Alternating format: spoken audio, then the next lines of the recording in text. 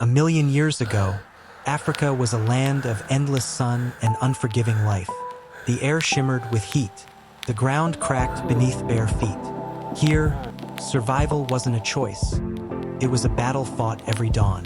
On the horizon, movement, ancient humans, the early ancestors of us all.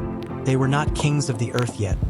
Only one creature among many, learning to survive nature's fury.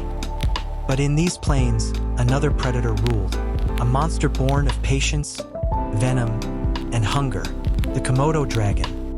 The tribe rises before the sun.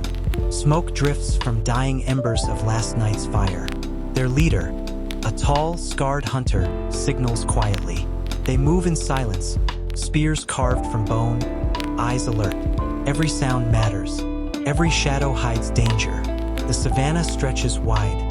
Herds of antelope graze far away. Hyenas cackle in the distance. And beneath a thorn tree, something stirs. It's motionless, low to the ground. Eyes golden, tongue flicking. The Komodo dragon waits. Tense music rises. It doesn't chase its prey. Calculates. It waits for weakness. As the humans approach a waterhole, the dragon moves. Slow, deliberate, ancient. Its tongue tastes the air. The scent of blood, of sweat, of life. Each step is a whisper of death. Suddenly, chaos. A wild boar breaks from the bush, squealing. The humans react, spears raised. But before they strike, the dragon lunges. Sound of a roar, struggle. The impact is brutal. Dust rises. The boar screams once, and then silence. The humans freeze, awed and horrified. They watch as the creature sinks its teeth deep. Venom flows. The boar trembles, then falls still. The Komodo moved with terrifying grace. Every muscle, every sinew was built for one purpose, to strike with absolute precision. It had waited for hours, motionless, blending perfectly with the muddy earth. Its nostrils flared, its jaws twitched, and then, in a sudden burst of primal energy, it lunged.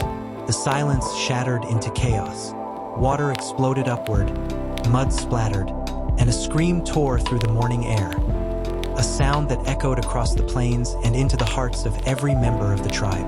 The dragon's jaws clamped around the young hunter's leg. Teeth like serrated daggers sank deep into flesh, tearing muscle from bone. The boy thrashed, shouting in a voice more animal than human, as blood clouded the water. The Komodo's tail whipped violently, knocking him off balance, dragging him toward the deeper pool. The others came running, their faces filled with terror and disbelief. They had seen predators before, lions, hyenas, even crocodiles. But this creature was different. Its eyes were unfeeling, its movements deliberate, as though it understood that patience was deadlier than force. Spears flew through the air, striking the reptile's armored back. It hissed, twisting its head with monstrous power. For a moment, man and beast stood locked in a primal struggle, one fighting with intellect and desperation, the other with instinct and hunger. Finally, with fire and fury, the tribe forced the Komodo to retreat. It vanished into the reeds, leaving behind a wounded human and a river stained red. The tribe gathered around the young man, their hands trembling as they tried to stop the bleeding. They did not yet know the true danger, that the Komodo's bite carried death even after the fight was over. Its saliva, thick with venom and bacteria, turned the wound into a silent killer. Hours pass. The dragon lies in the shade, guarding its kill. The tribe is hungry, desperate.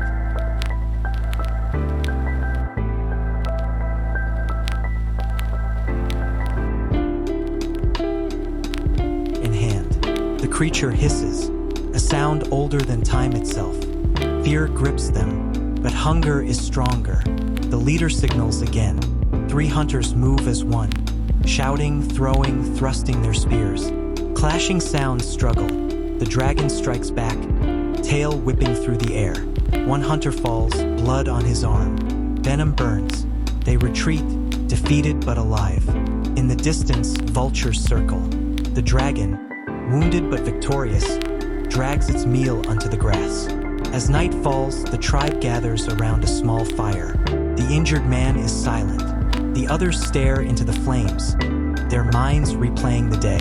They've learned something. Power doesn't always win. Patience, cunning, timing, these are the true weapons of survival. The dragon hunts by instinct, but humans, they adapt. They remember, they learn. In that difference lies their destiny. Tomorrow they will hunt again, smarter, stronger, more united. And so begins the story of evolution, the rise of intelligence in a world ruled.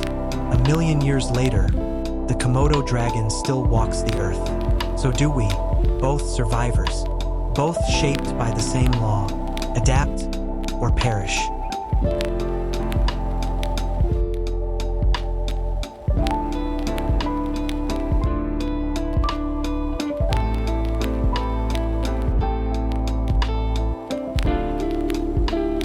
The boy's breathing slowed as the fever began. His skin grew pale, his body weak. The elders of the tribe watched helplessly.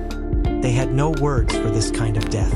As the sun dipped below the horizon, his eyes closed, and the firelight reflected against the tears of those who loved him. That night, they did not sleep. The air felt heavy with grief, but also with understanding.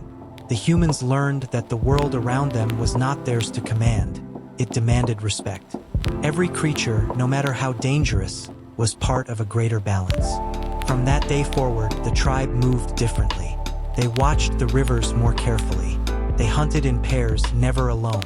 They carried fire wherever they went. The death of one became the survival of many. But the Komodo was not finished. Nights later, as the moon rose over the plains, it returned, drawn by the scent of the dead. It moved silently through the darkness, its massive claws leaving trails in the dust. The air was still, the only sound the soft crackle of a dying fire. The humans had placed the boy's body near the water, as their rituals demanded. They believed the spirit would rise with the river and join the wind. But the dragon cared nothing for spirits, cared only for the flesh. As it approached, one of the tribe's elders stirred. He saw movement in the shadows and rose, gripping a burning branch from the fire. His heart pounded as the creature emerged, eyes glowing, saliva dripping, a monster that seemed to rise from the underworld itself. The elder shouted, waving the fire, the only weapon that could make even the fiercest beast hesitate. The flames flickered across the Komodo's scaly body. For the first time, it recoiled, not from pain, but from something it could not understand. The dragon turned away, slipping once more into the darkness. That moment was small, yet it marked a turning point in history, the moment when humanity first learned.